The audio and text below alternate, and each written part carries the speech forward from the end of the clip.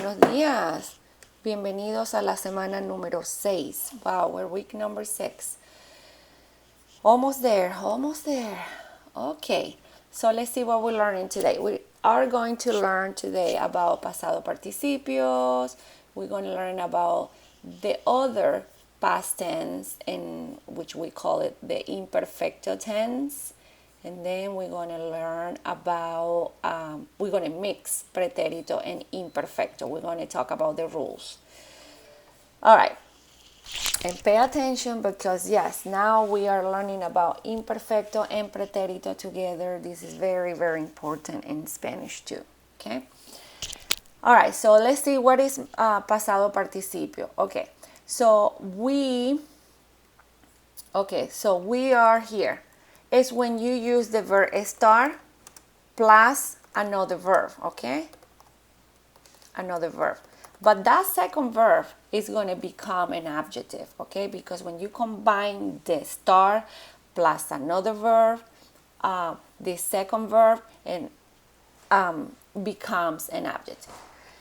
Now, when you are using regular verb, we're going to talk about regular verb and ends in AR.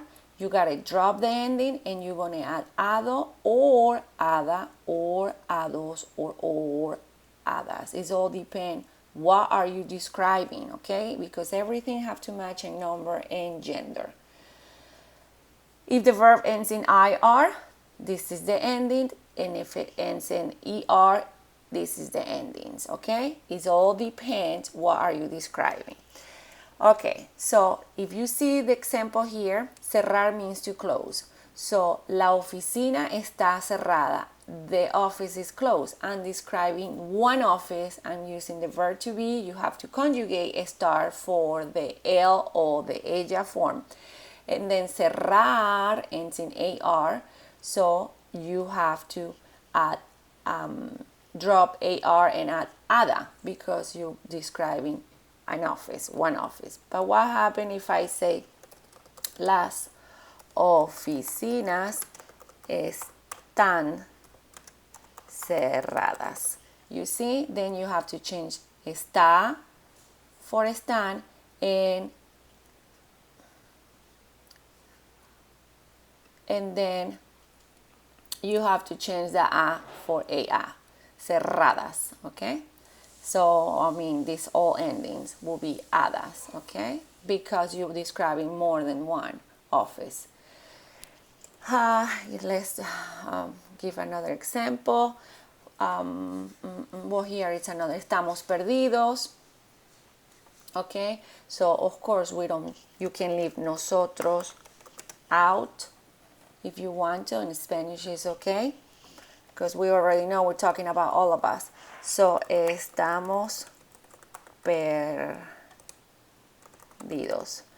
You gotta conjugate start for nosotros because you're describing us. You're talking about us. And perder. Perder, you see, ends in ER.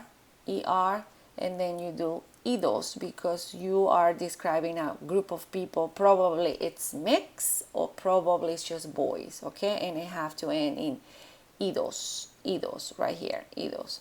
Everything have to match in number and gender. As you see, the second verb here, cerrar and perder, acts like an adjective. You describing the noun or the subject. You describing the subject. All right. So again, pasado participio is when the second verb you drop and you add des. All right, and you're using the verb to be. So that second verb acts like an adjective. You describing something or someone. Okay, when you are using reflexive, okay, remember the reflexive pronouns like vestirse, bañarse, levantarse, secarse. When you are using pasado participio, only for pasado participio, you don't have to use those pronouns anymore, okay? Those pronouns, me, te, se, nos, and se, goes away. You don't have to use it. For example, el chico está levantado. He's awake. Okay, the boy is awake. You see how the second verb acts like an adjective because I'm describing el chico, and also levantado, levantarse is a reflexive. But when you are using pasado participio, you cannot use those pronouns anymore. Like I said before, no pronouns, reflexive pronouns, no reflexive pronouns. Okay? All right. All right, now we're going to introduce the imperfecto. Okay, imperfecto is also a past tense when you are describing something that happened in the past. All right, so the difference between imperfecto and pretérito is, well, both are actions that happened in the past, but pretérito, the action was completed. In imperfecto, the action is not completed, okay? So you have to pay attention. Imperfecto is to talk about the something that was happening, that was in progress. For example, I was walking, I was singing, I was coughing, okay? That was happening. When an action is completed, you will say, I walked, I cough, okay? Imperfecto, something, it's to talk about something that was happening. Also to talk about things that you used to do. I used to ride my bike every Sunday. I used to eat ice cream with my dad every Monday. So the action is repeating more than once, okay? It happens more than once. That's when you use imperfecto. To talk about how you or someone was how old you and someone was in the past, to talk about time in the past, you use imperfecto. So again, when you use imperfecto, when you are talking about actions that happens more than once, is repeating in the past, like for example, when you talk about things you used to do. Also, when you talk about things that was happening in the past, all right? When you talk about age in the past, and when you talk about time in the past, that's when you're going to use imperfecto. There are a couple more rules that I will add it later on, okay? So far, this is what you need to know.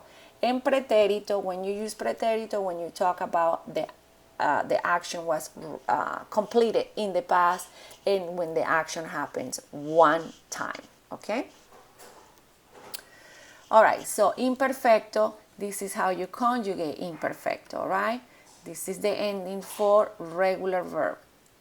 For example, estar will be estaba, estabas, estaba, estábamos, estaban. Hacer, these two endings, air and ear, and say that in Spanish, have exactly the same endings, you see?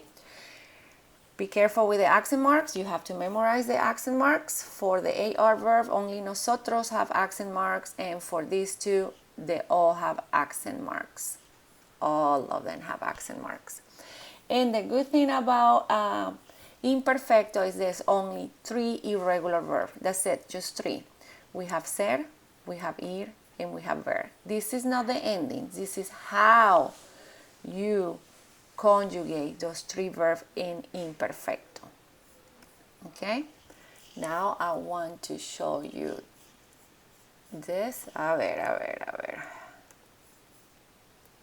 Okay, I close it. If I do this. Nope.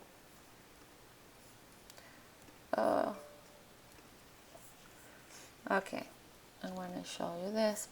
Okay, so here you have everything that is pretérito, all right? The conjugation, the stem changing verb, the endings, and the irregular verb here. And then now we have the imperfecto. This is how you conjugate imperfecto regular, and this is how you conjugate the imperfecto irregular. So here, this one right here, for some reason, there is no accent mark. So be careful, okay? Because they have accent mark for nosotros here, and all of them have accent mark. All right, and also here it tells you the rules, to talk about something that was happening in the past, to talk about things you used to do, so that means the action was repeating more than once, to talk about age, and to talk about time. Pretérito is to talk about complete action, happens only one time. Okay? Going back here.